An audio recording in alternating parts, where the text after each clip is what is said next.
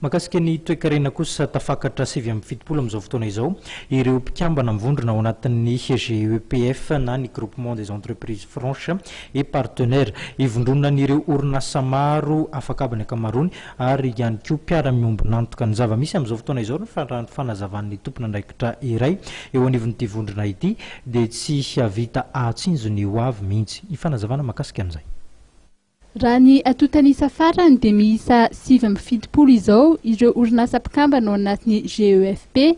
ary manakaiky ny 5,4 ny asa ateraka izy ireo. Ny 9 amin'ireo mpikambana dia orinasa afakaba avokoa ary ny 4 dia eo amin'ny resaka lamba na ny antsoina hoe textile. Raha ny 9 bolana voalohan'ny taona no resahana dia enzana ny tontolon'ny fandrarahana raha ny volazan'ny talim-panatanteraka eo anivon'ny vondrona GEFP. Somary enjakenjana ihany ny tontolon'ny fandrarahana miaraka ilay voalazanao teo misy ny chef fiscal iny fa ambonin'izay misy zany ny fepetra maro samihafa avy any amin'ny sampandraraha-mpanjakana maro ihany koa izay natefa mivantana taty amin'ny mpandraraha. Azoko tanisaina anatin'izany ohatra hoe voatsela tamin'ny volana jona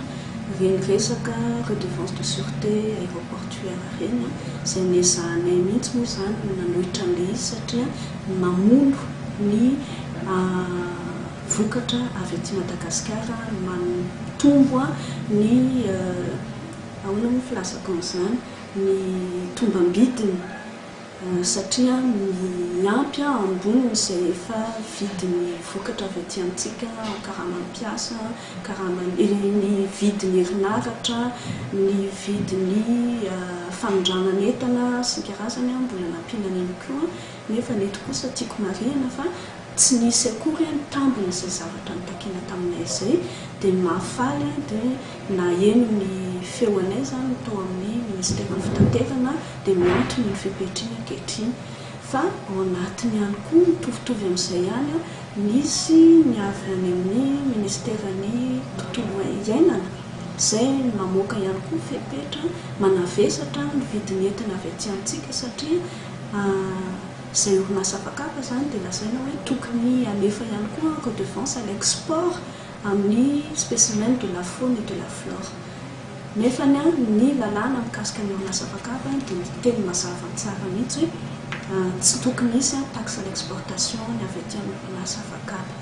Tsara ny vokatra eto amintsika fa tsy afaka mifaninana amin'ireo vokatra avy any amin'ny faritra hafa. Ny toe-draram-pirenena izay misy ankehitriny ihany koa raha ny voalazan'ity farany dia tsy ahafahana mitsinjo lavitra. Maro raha tsy haivina ireo andraikitra izay antsoroan'ny GEFP